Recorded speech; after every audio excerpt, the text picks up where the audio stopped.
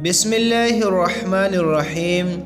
حضرت آدم علیہ السلام کا دنیا میں آنا۔ حضرت آدم علیہ السلام جنت میں تنہا رہتے ہوئے بے چینی محسوس کرنے لگے تو تسلی کے لیے اللہ تعالیٰ نے ان کی بائیں پسلی سے حضرت حوا کو پیدا کیا اور دونوں کو حکم دیا کہ اس درخت کے علاوہ جنت کی تمام نعمتوں کا استعمال کرو۔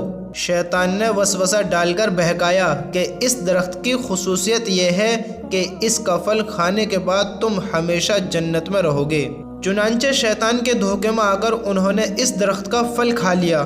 اللہ تعالیٰ نے اس غلطی کی وجہ سے جنت کا لباس اتار کر دونوں کو دنیا میں بھیج دیا۔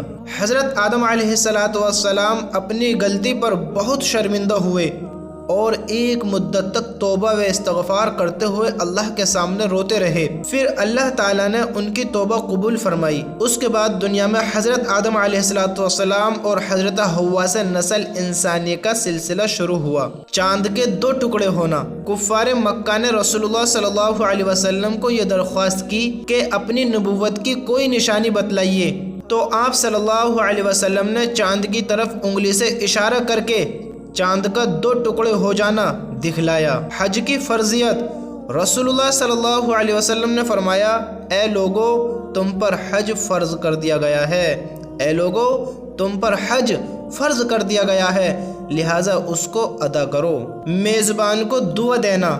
حضرت عبداللہ بن برس رضی اللہ تعالیٰ عنہ نے فرمایا، رسول اللہ صلی اللہ علیہ وسلم ہمارے والد کے پاس مہمان ہوئے تو ہم نے آپ صلی اللہ علیہ وسلم کے لیے کھانا تیار کیا۔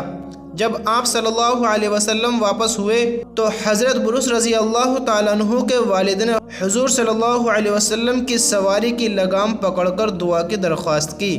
آپ صلی اللہ علیہ وسلم نے یہ دعا فرمائی، اللہم بارک لہم فیما رزقتہم فاغفر لہم ورحمہم، جس کا ترجمہ یہ ہے، اے اللہ ان کو تو نے جو رزق دیا ہے اس میں ان کے لیے برکت عطا فرما اور ان کی مغفرت فرما اور ان پر رحم فرما۔ ماہ محرم میں روزہ رکھنا۔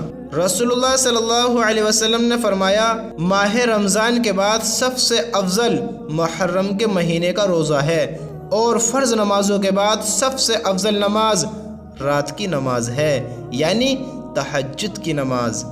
میرے دوستو، یہ تہجد کی نماز بہت افضل ہے، بہت۔ اس سے بندہ جو اللہ سے باتیں کرتا ہے نا، اللہ کا بہت قریب ہو کرتا ہے، یعنی اس کی فضیلت بہت زیادہ بتائی گئی ہے۔ تو میرے بھائیوں، خصوصاً اپنی فرض نمازوں کی پابندی کرو اور تہجد کی بھی پابندی کرو۔ اللہ ہم سب کو عمل کی توفیق عطا فرمائے۔ یتیموں کا مال کھانا۔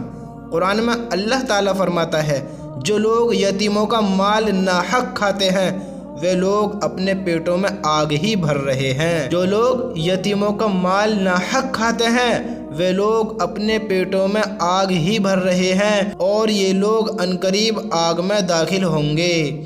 میرے بھائیوں، یتیموں سے بچو، ان پر ظلم کرنے سے، ان کا ناحق مال کھانے سے۔ یہ قرآن میں اللہ تعالیٰ فرماتا ہے، یہ قرآن میں اللہ تعالیٰ فرماتا ہے، جو لوگ یتیموں کا مال ناحق کھاتے ہیں وہ لوگ اپنے پیٹوں میں آگ ہی بھر رہے ہیں اور یہ لوگ عنقریب آگ میں داخل ہوں گے۔ اللہ ہم سب کی حفاظت فرمائے۔ دنیا کا فائدہ وقتی ہے۔ قرآن میں اللہ تعالیٰ فرماتا ہے، اے لوگو تمہاری نافرمانی اور بغاوت کا بوال تم پر ہی پڑنے والا ہے۔ اے لوگو تمہاری نافرمانی اور بغاوت کا وبال تم پر ہی پڑنے والا ہے۔ دنیا کی زندگی کے سامان سے تھوڑا فائدہ اٹھا لو، دنیا کی زندگی کے سامان سے تھوڑا فائدہ اٹھا لو، پھر تم کو ہماری طرف واپس آنا ہے تو ہم ان سب کاموں کی حقیقت سے تم کو آگاہ کر دیں گے جو تم کیا کرتے تھے۔ میرے بھائیوں، یہ اللہ کیا کہہ رہا ہے؟ یہ اللہ نے قرآن میں فرمایا۔ قرآن میں اللہ تعالیٰ فرماتا ہے، اے لوگو تمہاری نافرمانی اور بغاوت کا وبال تم پر ہی پڑنے والا ہے۔ اللہ کی قسم، یہ جب نافرمانیاں کر رہے ہیں نا، یہ بغاوت کر رہے ہیں، یہ غلط کام کر رہے ہیں، اس کا بوال اللہ ہم سب کی حفاظت فرمائے۔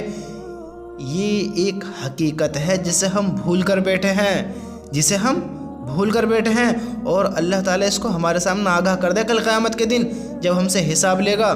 تو قرآن میں اللہ تعالیٰ کیا فرما رہا ہے؟ اے لوگو تمہاری نافرمانی اور بغاوت کا وبال تم پر ہی پڑنے والا ہے۔ دنیا کی زندگی کے سامان سے تھوڑا فائدہ اٹھا لو दुनिया में रहते हुए नेक काम करो, अल्लाह को राज़ी करो, इससे थोड़ा तो फ़ायदा उठा लो, हो सके जितना हो सके इतना फ़ायदा उठाओ। लेकिन अगर ना हो रहा है, कुछ ना कर पा रहे हो, थोड़ा तो फ़ायदा उठा लो, कुछ तो अक्लमंद बनो, कुछ तो होशियार बनो, इससे थोड़ा तो फ़ायदा उठा लो।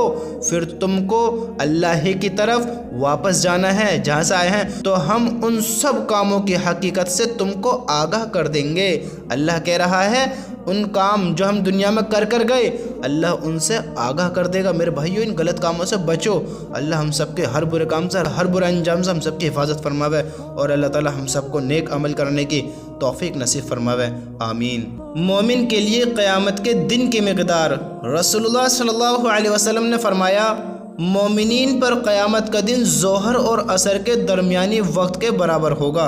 क़यामत का एक दिन दुनिया के 50,000 साल के बराबर होगा, लेकिन ईमान वाला उसे ज़ोहर व असर के दरमियानी वक्त के बराबर महसूस करेगा। ईमान वाला उसे ज़ोहर व असर के दरमियानी वक्त के बराबर महसूस करेगा। नज़र बद का इलाज, हज़रत आयशा रज़ी अल्लाह अन्हा फरमाती हैं, जिसकी नज़र लगी हो उससे वज़ू कराया जाए, फिर उसी पानी से वह शख्स जिसको नज़र लगी है गुस्ल कर ले। जिसके बारे में ये गुमान हो कि उसकी नज़र लगी है तो उसके वज़ू के पानी से गुस्ल कराया जाए। नबी सल्लल्लाहु अलैहि वसल्लम की नसीहत, रसूलुल्लाह सल्लल्लाहु अलैहि वसल्लम ने फरमाया, अगर तुम अल्लाह ताला पर इस तरह भरोसा करो जैसा कि भरोसा करने का हक़ है, तो तुमको भी इसी तरह रोज़ी मिले जैसे चिड़ियों को मिलती है कि वे सुबह खाली पेट जाती हैं और शाम को पेट भरकर वापस आती हैं।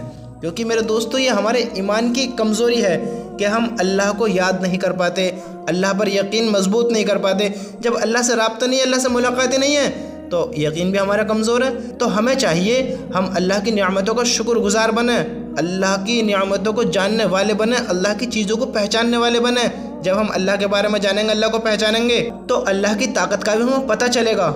फिर हमारा दीन पे चलना क्या है, आसान होगा, और अल्लाह पर यकीन करना बहुत आसान हो जाएगा।